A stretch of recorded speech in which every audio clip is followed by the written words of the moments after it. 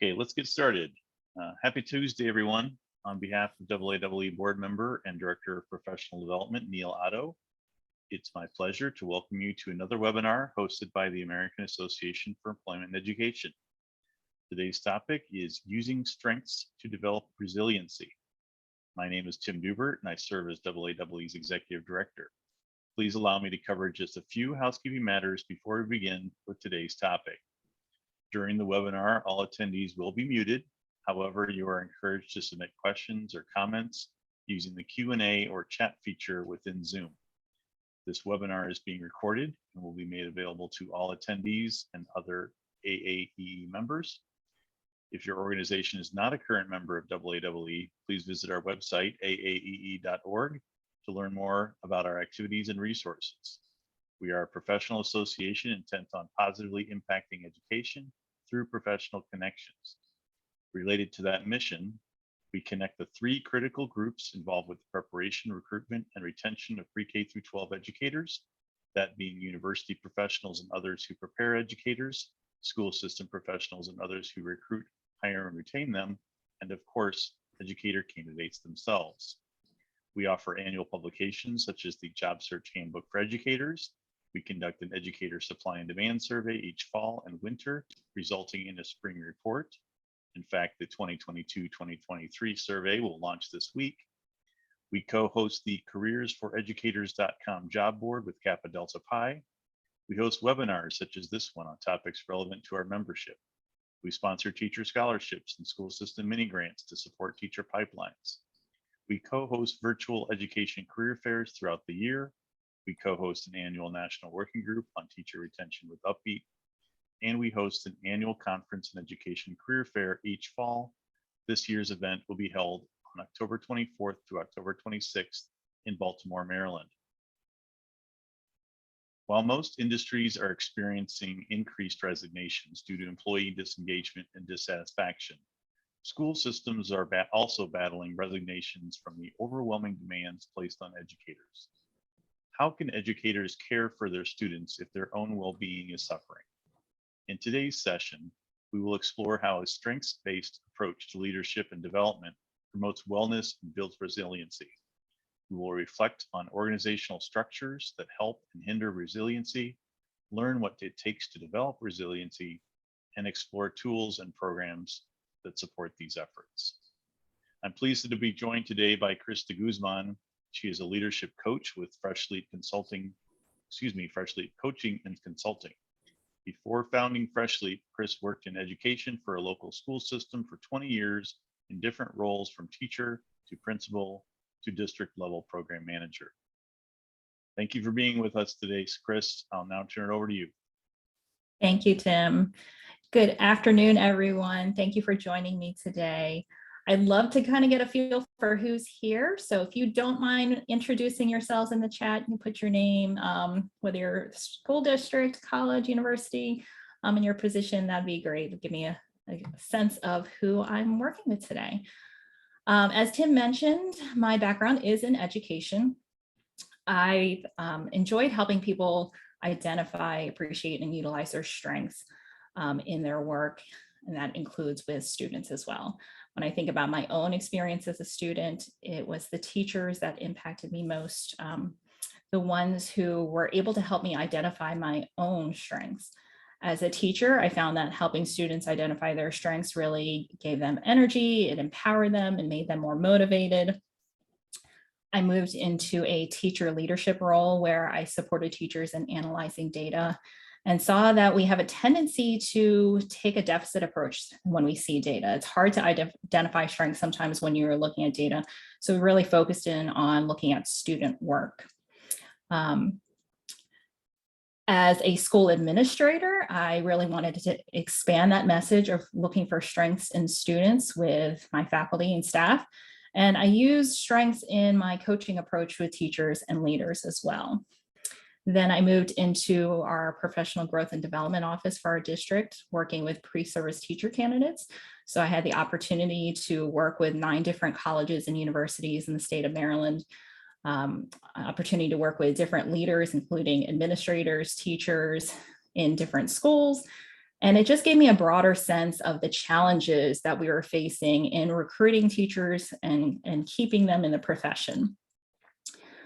After 20 years, as Tim mentioned, I started my own coaching practice because I love coaching so much and saw the impact that it could make and see such a great need for coaching in education and other helping professions. So I'm really excited to spend time with all of you today, talking about using your strengths to develop resilience. See in the chat, we've got people from all over. That is wonderful, including a fellow Marylander. Thank you all for being here today. Want to start, let me get my slideshow up, with a little grounding exercise. I like to do this when I start my group coaching programs. I used to do it with professional development as well, because what I've found is that we have a tendency to run from one meeting to the next. We're always kind of jumping back and forth. If that resonates with you, maybe you can give me a little emoji, some kind of symbol in the chat so I can see who resonates with that statement of always kind of running back and forth and never having a chance to kind of just pause, to give yourself some space to stop and breathe, and to let go of something so that we can take in what we need in the moment. So I invite you all to, you can close your eyes if you'd like to. If it's more comfortable for you, you can take a soft gaze, maybe at the carpet, at the wall, something that's not going to grab your attention. And we're just going to start by taking 5 deep breaths together. I tend to like to put my hand on my heart and my other hand on my stomach, just to kind of stay grounded and connected. And I'll go ahead and count us out. So deep breath in and out, and in and out, in and out, in and out. Last time, in and out. And when you're ready, you can open your eyes. Hopefully you feel a little bit more centered, a little bit more relaxed, and feel like you can put your attention here in the session today. I also like to start with group agreements, and I'm going to put them up on the slide. Even though I know there's not a whole lot of ways to engage today, that it's just through the chat, I think it's important to kind of set the tone for our day together. So I'll start with be present. Do your best to put other things aside. I saw a lot of people from, I think, central office positions. Some of you might be in the schoolhouse. I know how hard it can be to turn that radio down, shut the door, and not listen to what's out in the hallway. But do what you can to be present with us today. The next piece I have on here is give yourself permission to put yourself first. I think that is really hard in the education professions. Many of you are likely participating in this webinar, so you can look for things that you can take and implement with others to take care of them. But try to give yourself permission to take care of yourself first. You know, educators are constantly pouring into others, and we need to make sure that we are filling our own cups as well. So consider how what you learn will benefit you. I do have some strategies in here today that'll give you a little bit of taste for coaching. And I know you'll also be able to walk away and think of ways that you can implement some of the things you learned today with your own office, staff, whoever you might be leading. And then the last agreement is to engage. And I say that, but engaging can look different for every person. So think about what engagement looks like for you. It might be posting the chat, it might not be. If you feel like throwing an emoji out there to show how something is resonating with you, you can do that. Just engage with the content in whatever way works best for you. So today, our objectives, we're really going to focus on exploring what resilience means and how it's developed, and identifying your own strengths and how they can help you develop your resilience. So I have Let me see if I can do this because I always lose the chat when I start presenting. All right. I have 2 prompts. I'm going to start with the first one, and I will post this in the chat.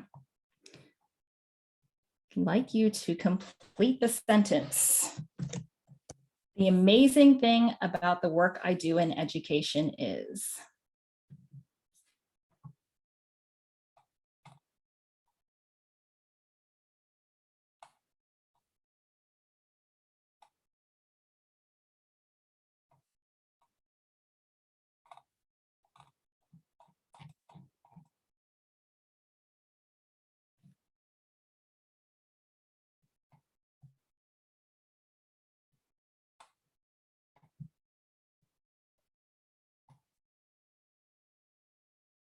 All right, the answers are starting to come in.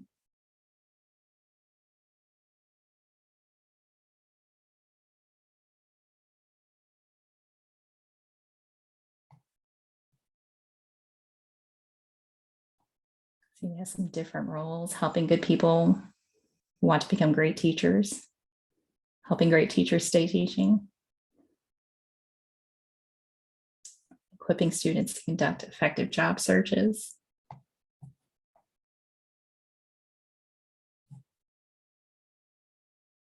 there's a common thread there of helping people. Please feel free to continue putting responses in. I'm going to put another sentence starter in. The unintended side effects of my amazing work on me are.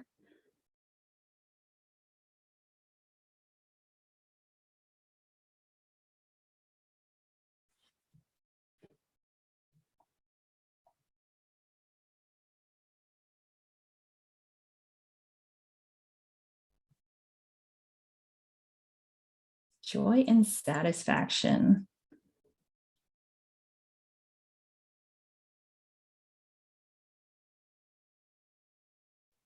Stress and worry, yes.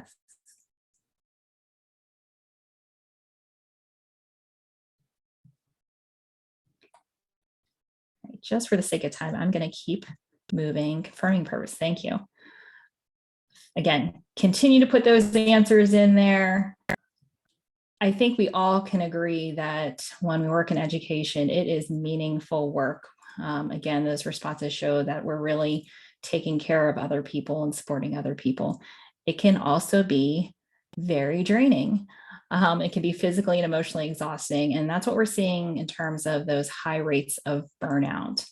And then there are structures that hinder resilience. If you can think of any structures that might make it harder for people to stay resilient, I welcome you to post those things in the chat.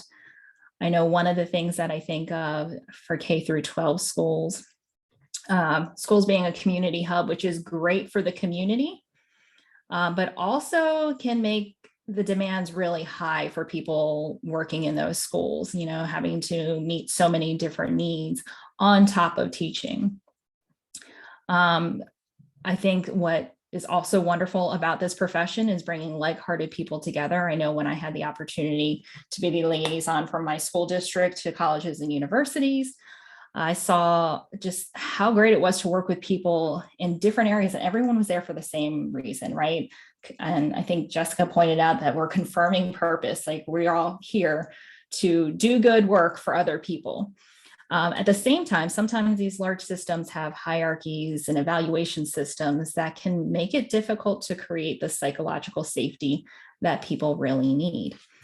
So some research that you might be familiar with, Gallup not too long ago sent out some data where they said that 44% of K through 12 employees say they always or very often feel burnt out.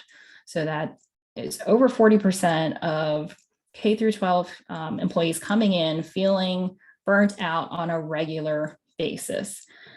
52% of those were teachers. They also said at the college and university level that it was 35% of employees. Those are some really high numbers for people to come in a regular basis, come into work that is so meaningful, that is so important, and to feel that they don't have the energy to give. I have here, this slide comes from an EdSurge article where they reported that 85% of principals are experiencing frequent job-related stress. 85%, that's a pretty high percentage. And we know that principals set the tone for their buildings. So just imagine the impact if we have 85% of principals coming in frequently feeling that job-related stress. If you notice on the chart, on the other end of the spectrum, they measured resilience. And that is because developing resilience is one of the most fundamental needs for any person to thrive, especially people who are in difficult jobs and situations. We have to remember that we're all people first, right? So the old adage of leaving your troubles at the door, we realize just doesn't work. We need to take care of people. So let's talk a little bit about resilience. On here, I just have the APA's definition of resilience. I think it's important to note that resilience is really about adapting to difficult or challenging experiences. It's not about not being impacted by difficulties, just kind of brushing them off and ignoring them. It's about how do we adapt to the circumstances? How do we adapt and adjust?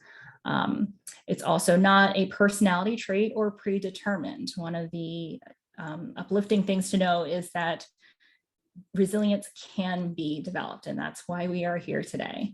So resilience is really that process of adapting well in the face of adversity. That adversity can include things like trauma and tragedy, but it can also include things like daily stressors. It's a set of behaviors, thoughts, and actions that can be learned and developed. Sometimes it also involves personal growth, right? Recognizing things in ourselves that help us to become more resilient, become stronger. Some people, think of it as bouncing back. And a colleague of mine who is a mental health first aid trainer, is very experienced and has a lot of expertise with helping people with trauma, likes to use the metaphor of a rubber band, which I think is a great metaphor, that when we are resilient, we have the ability to stretch and return back to normal.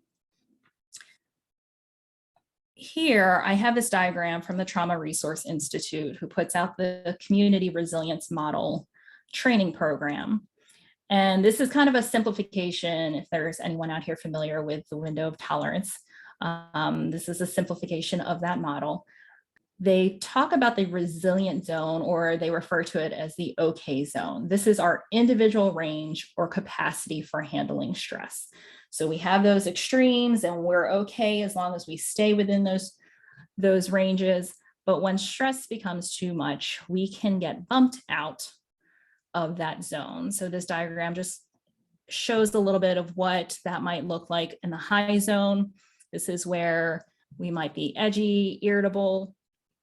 In the low zone, we might experience things like depression or fatigue or exhaustion. It is normal to get bumped out of our okay zone. Some stress is okay. It becomes problematic when we are stuck in either the high zone or the low zone. So this is where it's really important for us to consider, how are we developing our resilience so that we can bounce back, so that we're able to stretch, but we're able to return back to our okay zone. There are a lot of different models for how you can develop resilience. So I chose kind of a simple one. Again, this is through the APA, that focuses on 4 components that you can develop for increasing resilience. So the first one is connection. This is feeling loved and supported. We know we are social creatures, so having that sense of belonging is important to human beings. Even those of us, such as myself, who are introverted, we still need to have those connections and that safe sense of belonging. So intentionally nurturing supportive connections is one way we can strengthen our resilience. We can also make sure that we are taking care of our wellness, and this includes the body and the mind. I'm sure you all are familiar. It's no surprise that exercising is something that is good for us mentally, for our own wellness, as well as physically. And then practicing mindfulness, which has been a very hot topic in recent years. just strengthening our resilience by being more mindful and present in the moment and recognizing when emotions are coming up for us and taking note of how we are feeling in the moment. Healthy thinking is the third component. So I like to think of this as mindset, keeping things in perspective, learning from experience, accepting change, and maintaining a hopeful outlook. And the fourth one, which some of you alluded to in your responses earlier, meaning. Again, we're social creatures. We're hardwired to be interdependent and to support one another. And what a lot of the research has shown is that when we help others, we often are also nourishing ourselves. So I'm going to pause for a moment. And if you don't mind sharing the chat, I'm curious to know what's resonating with you about resilience.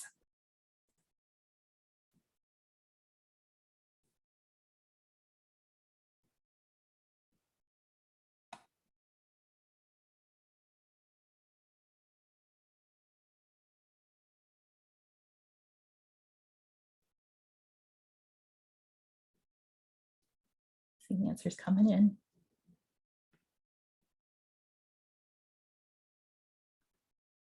That connection and sense of belonging. Connection again. Absolutely, that support from others is so important. And someone mentioned earlier that point about psychological safety, how important it is for people to have that in their communities. Wellness, yes, making time to take care of yourself, which some people really struggle with. Sometimes when we are in helping professions and we're always thinking about how to help others, it can be hard to put ourselves first, but it's so important. And absolutely that positive attitude and changing perspective. Thank you. Feel free to keep throwing some things in there if you'd like. I'm going to throw this chat out there, or excuse me, this quote out here. Some of you might be familiar with.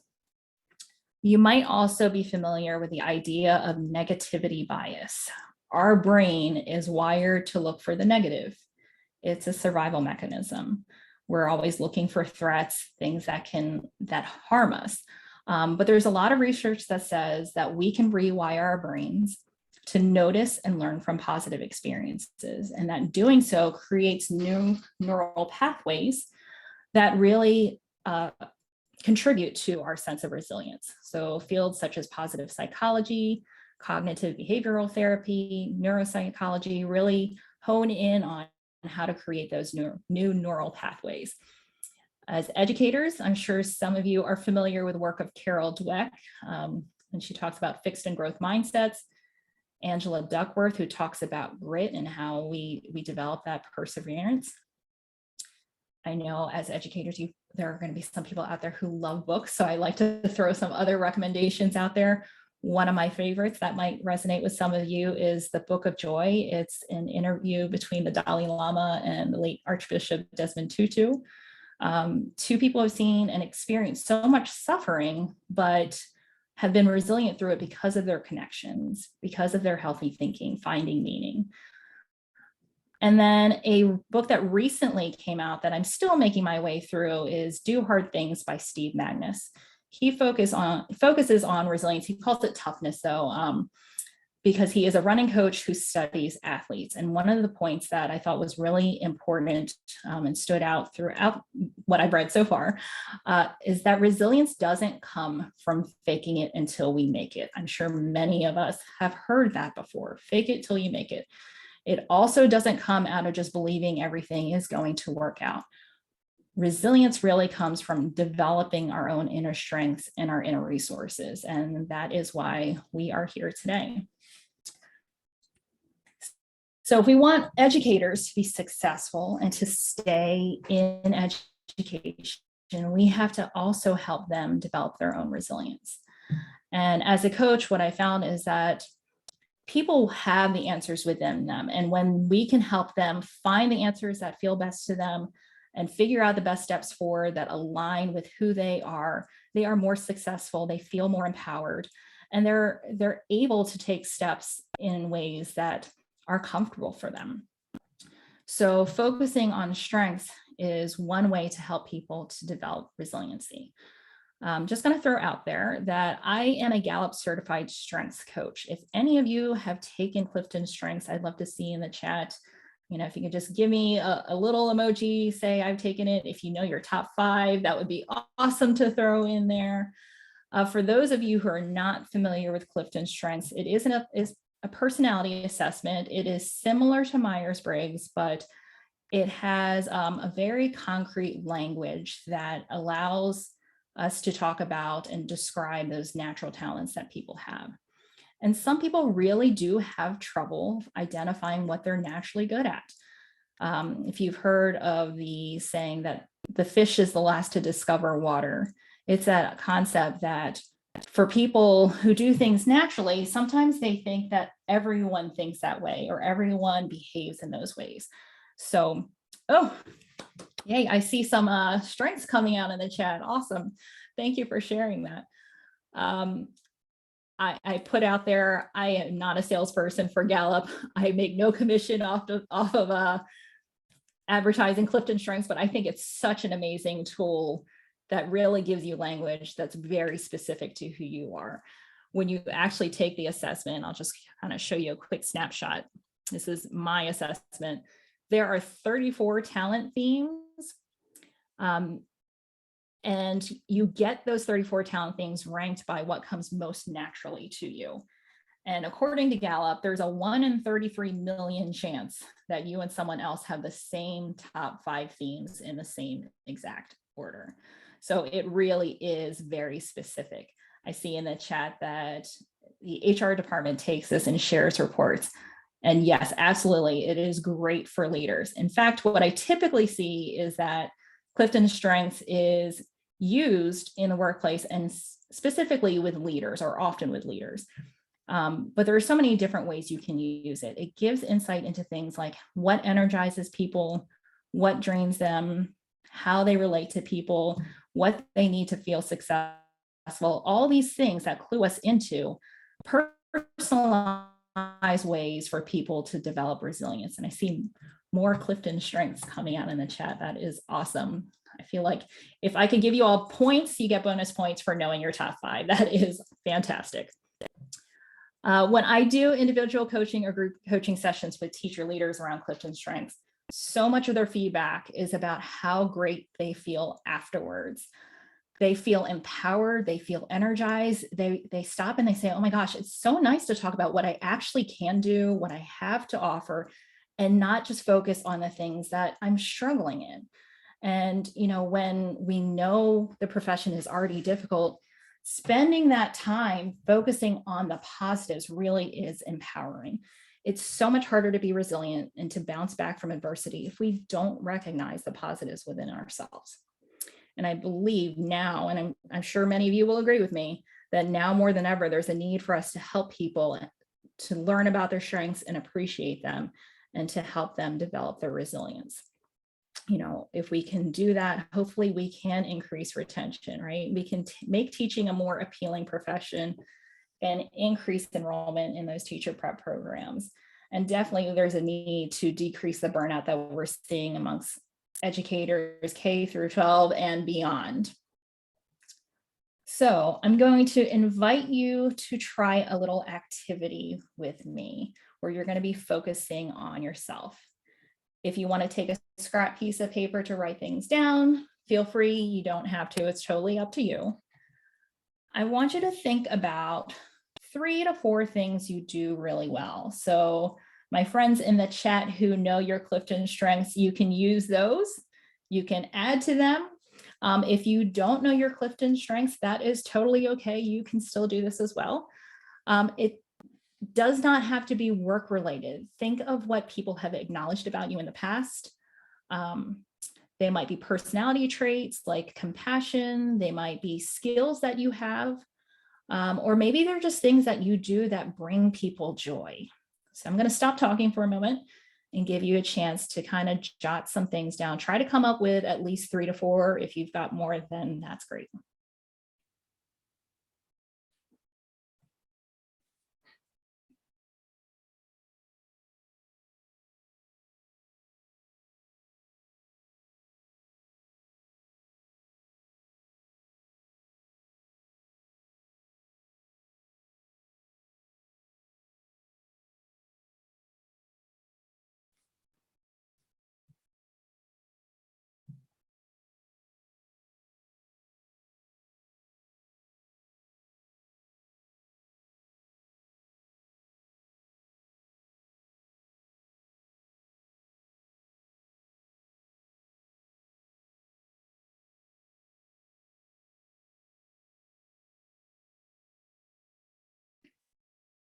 Awesome. I see some answers coming in the chat. Thank you all for sharing.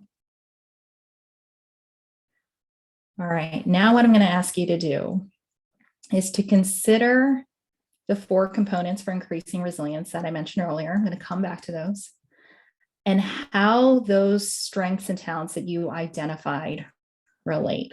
So I'm going to share some questions that will ask you to consider the relationship there. We don't have a whole lot of time for the activity, so don't worry about actually trying to write something down for every single question. What I'd really like you to focus on is paying attention to which components are supported by your strengths. Okay, so again, thinking about the strengths you've identified and which ones relate to the components. So let's start with connection. Think about how your strengths help you to form relationships, who the people are that appreciate your strengths, and in which groups you are best able to use your strengths.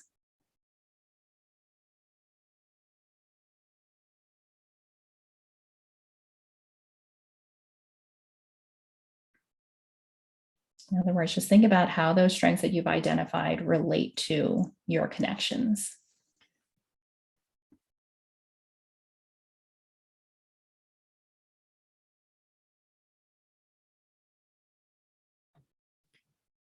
All right, let's look at wellness. Think again about how your strengths relate to wellness. And here's some questions to help you. How do your strengths help you to maintain your own physical well-being? How do they help you to be more mindful or avoid negativity? In what ways do your strengths support making positive choices for your own well-being?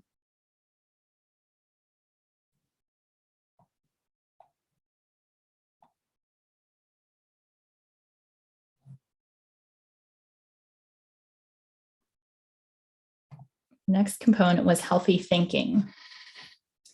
How do your strengths help you to keep a realistic and hopeful perspective?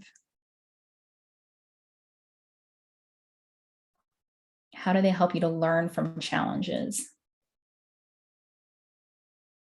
And how do they help you adapt to change?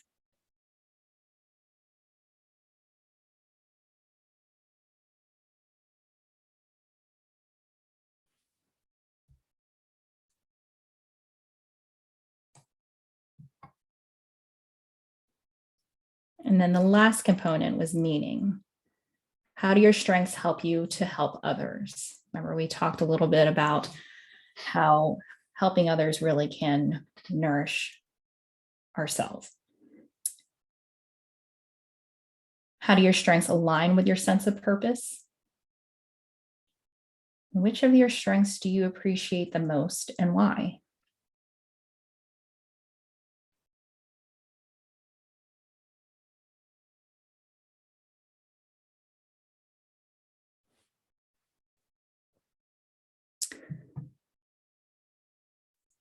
So again, I know you didn't have time to answer all those questions. Hopefully you've got a sense of which of those 4 components is really supported by some of your strengths. I'm going to ask that Tim, if you can launch the poll for us. I'd like to hear from you all which of those 4 components are supported by your strengths. I believe you should be able to choose more than one.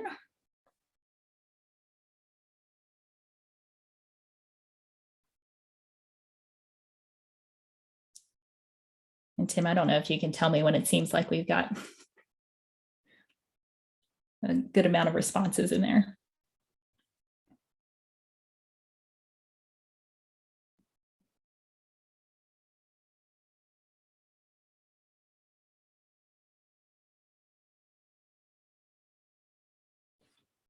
All right. All right, let's take a look. Oh, look how high connection is. That is fantastic. And that warms my heart because, again, working in education, connection is so important. I see we've got meaning kind of coming up in second place. And again, you're working in a helping profession, right? So that sense of purpose and meaning is also important. See wellness coming in third, and healthy thinking. And if I had more time for you with you all today, I'd want to explore that healthy thinking so much. What gets in the way, right? And that's part of what's great about coaching is trying to unpack those barriers that come up for us every day. All right, we're going to run that poll again. And this time I'd like you to decide, of those 4 components, which one would you like to develop some more?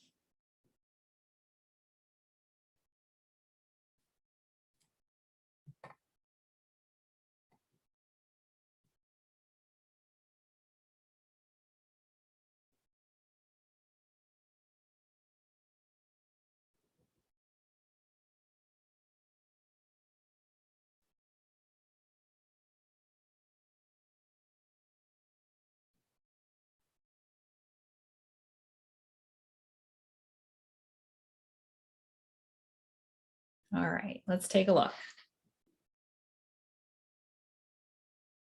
Not surprising, healthy thinking went from the lowest and last one up to the top, followed by wellness and meaning.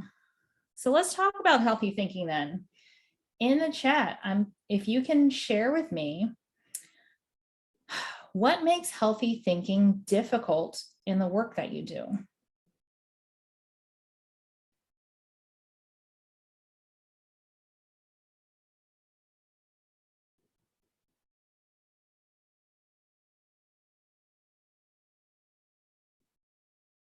Psychological safety coming up again, not enough of it. Absolutely.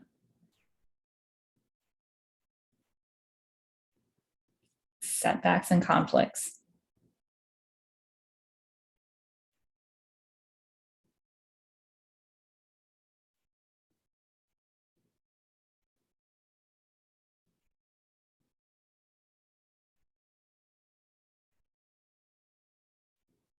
We might have some more answers rolling in. Please don't let my talking stop you. Oh, outnumbered by external forces, a lot of negativity. And yes, it is easy to get sucked in. So if we think about some of these things that are coming up, these are the things that get in the way of healthy thinking. What strengths do you have that help you combat some of these things?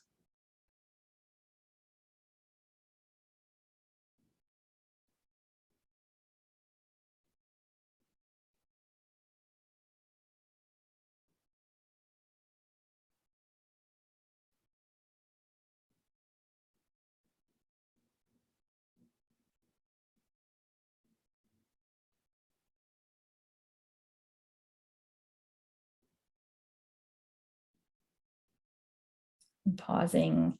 I know this one might be a hard question because if this is an area where you're struggling, then you probably tried a lot of different things. The others who are solutions focused, yes. Engagement, awesome. Limiting exposure to selfish people, yes. Again, it can be really hard when you are used to giving and you really want to help people to learn that you've got to distance yourself from some people, right? That negativity that some people give off really makes it difficult and really can be a drain on you. Choosing to take social media breaks. Thank you for that, because I know that is one that I have to do for myself quite often.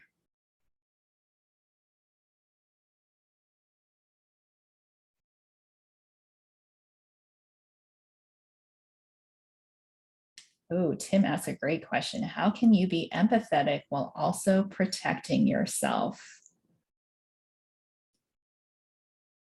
And everyone might approach this in a different way, right? That goes back to strengths. I will share a story. I'm going to be vulnerable here and share when it came to my Clifton strengths. Empathy is one of the themes. And you have to kind of look past the title to what that theme really means. empathy isn't just about being empathetic. It's kind of like being able to walk into the room and feel what other people are feeling in the room, like being that emotionally connected to people. So when I got my report, empathy was all the way at the bottom. It was 34 out of 34, and I felt like a horrible human being. It's like, I swear I am empathetic. I don't show up in that way in terms of showing up in a room and feeling how other people feel. I don't connect in that same kind of way, but I connect with people in a different way by listening very intently to what they have to say, trying to understand their perspective, mirroring back what they're saying to get that clarity. It's all that active listening. That is how I create those connections with people. And to respond to Tim's question, I find that I often will validate people and how they are feeling and say, I understand where you are. This is how I see things, not trying to push my perspective on people, but in the work environment, it was important for me to say, I see things differently. And I think sometimes it's important to say that not just for ourselves so that people know what our stance is, but so that other people who might be feeling the same way as you can hear they're not alone. Because I think a few of you had talked about the negativity that can come up so often and how draining that can be. So sometimes we have to kind of combat that. And I also think we have to create boundaries for ourselves. We have to decide how much energy are we going to pour into some people who might be taking too much from us, who might be draining us ourselves. What are those boundaries going to be? What are the boundaries we need so that we are pouring back into ourselves, that we're filling our own cups and taking care of our own needs? And again, that can be really uncomfortable for people who are so giving, but if you're not doing that, you're not going to have enough to give to others. Any other thoughts about how some of your strengths can help you just improve your healthy thinking habits? Or we had a few people who also said meaning and wellness. Any other thoughts on how you can use your strengths to support you in those areas?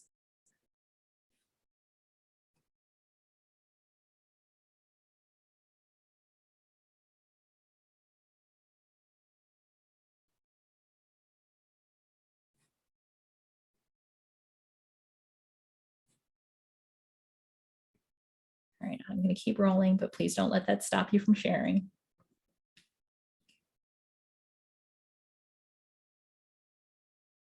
Oh, I love this comment in the chat. I feel well able to use my strengths with others, less able to with myself. That is such a true statement for so many people. Again, for people who are really very giving, right? But that grace, that self-compassion is so important. I think, you know, when we think about the pandemic and how that impacted so many people, I think we started to recognize again that concept of we can't just leave our troubles at the door, right? Like we are not two separate people. We are not the work Chris and the home Chris. We are whole beings, and we need to make sure that we are as compassionate with ourselves as we are with others. So to the person who posted that in the chat, I want to encourage you that when you are struggling to use your strengths to help yourself and to be compassionate towards yourself, to ask yourself, what would I say to my best friend if they were feeling the way I'm feeling right now? If that is the advice you would give to your best friend, hopefully that is the advice you will take for yourself. Because again, we're talking about resilience here. So important for us to take care of ourselves so we can continue to do the work that we find so meaningful and fulfilling. So a few tips as we're kind of coming towards the end. Make it a habit to recognize and appreciate your strengths. Those things that you listed in the chat, maybe you had it on a scrap piece of paper, post it somewhere where you see it regularly. Remember those good things about yourself, because when we get into work and things get hectic and busy, it is hard to stop and to remember those things about ourselves. So make sure you're taking time to intentionally think about it. If you are someone who likes to journal or to meditate, taking time at the end of the day to see how your strength showed up for you that day, it's a great way to reinforce all the positive things that you have to offer. Again, intentionally leverage your strengths to focus on those and foster those 4 areas. For some, it's really making sure that we have the right connections in our life, those connections that are going to fill us. Thinking about how we're going to try to stop some of the exposure to negativity. I saw a lot of comments about that. So make sure that you're intentionally tapping into those strengths to, again, take care of yourself. Kind of mentioned this, but I thought it was so important that I had a separate bullet here, right? Connect people with people who give you energy, and again, I'm a very introverted person. There might be other introverted people on here, but when I'm around the right person who has the right energy, that experience, that exposure with them, even if it's a brief moment, right? It's 5-10 minutes chatting with a colleague who really lifts us up. Not only are we taking care of ourselves, we're often taking care of the other person too, just by creating those connections and strengthening those connections. And then I also put a plug in here to really consider bringing coaching programs into your organizations. It's interesting if, a lot of organizations have employee assistance programs, programs that are meant to help employees who are going through different challenges in their life. And those programs are great, but oftentimes when someone is struggling with their mental well-being, their emotional well-being, sometimes the only options they have are therapy and counseling. And those things are great, but they're not for everyone. Sometimes people need just coaching. They just need a little help unpacking and moving forward. And really, coaching is something that can help large groups together.